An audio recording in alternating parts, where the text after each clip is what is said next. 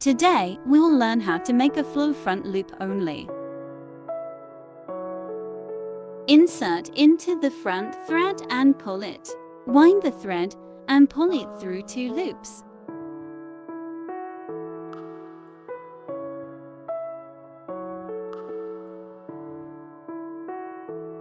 Repeat this several times.